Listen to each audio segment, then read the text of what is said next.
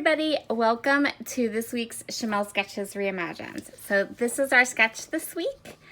I'm going to be playing with these two photo strip pieces. These are from a very, very good friend's graduation party last summer, and I had printed them out like this, thinking that I could add an embellishment here from Persnickety Prints, and then I never got around to scrapbooking them, but that's okay because this is the perfect sketch to go ahead and scrapbook this event. I'm going to be using lots and lots of fun stuff. So we're going to be stamping and making our own embellishments. I have a whole stack of Catherine Pooler inks beside me. I have some cardstock from the Cardstock Warehouse in some coordinating colors that we can use. I have a sheet of white cardstock. I'm just going to be working on white cardstock for this layout today.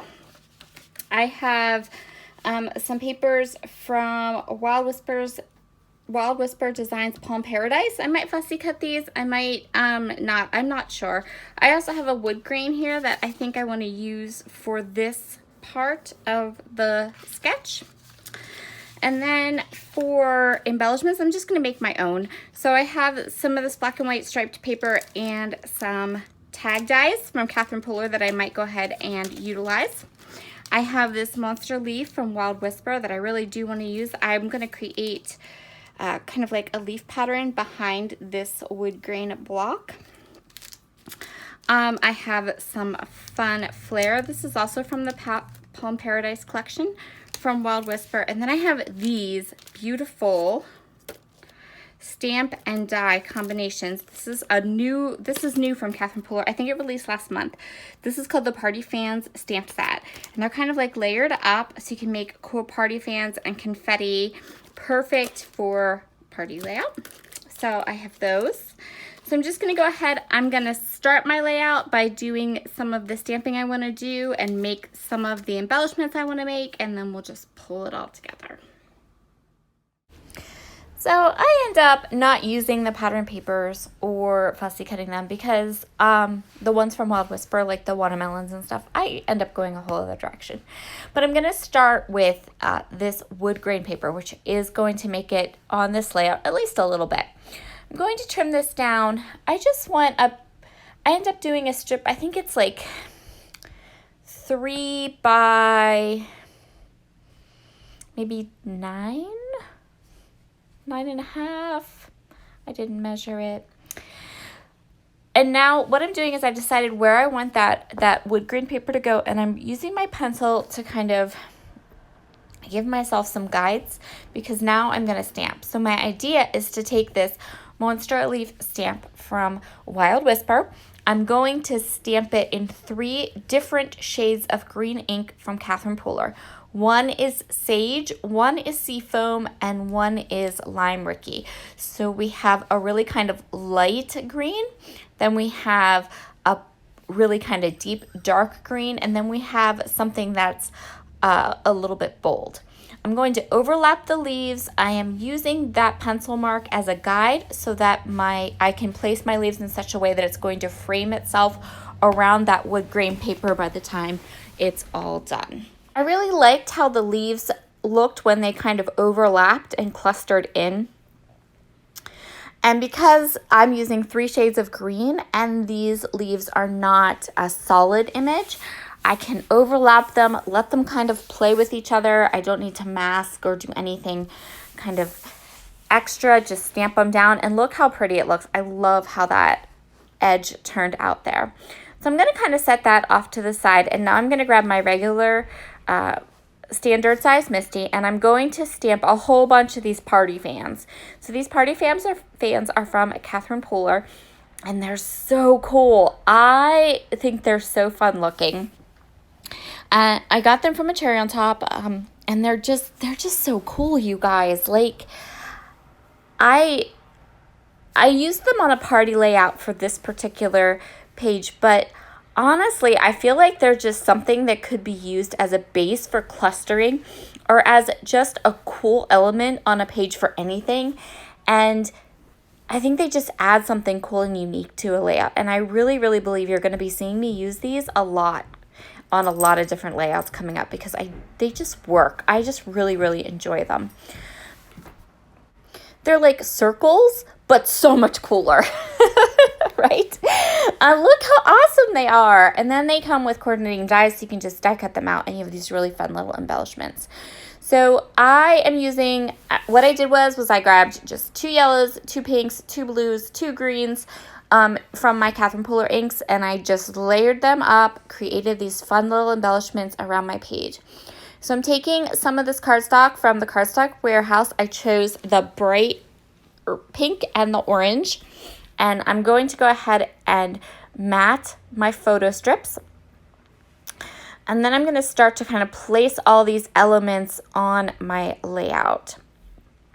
So I'm going to start with the wood grain. I love the addition of the wood grain. It adds that kind of warmness to this layout. It adds an anchoring spot. I'm going to ink it up using some Distress Vintage Photo Oxide ink. I'm just going to go ahead and kind of ink it up there and get it onto the page where so that those leaves kind of poke out from all around it. I thought it worked really well. It really added a grounding element to this page. And I do think it's really cool. Another thing, okay, so back to those Catherine Pooler stamps. I know, I'm sorry, I have to though. If you took something like this wood green and just the dies from this collection, you could make some awesome embellishments. You could do like some cool embellishment clusters. And it would be just fabulous. I'm fairly certain these are going to be something that's going to be pulled and used in my scrapbooking for really various things. I just was super happy with this whole stamp set. So I'm going to go ahead and get my photo strips where I want them. And now I'm going to work on these embellishment clusters. I know I want to use this little Hello Paradise with the pineapple. And then I'm going to go ahead and start grabbing these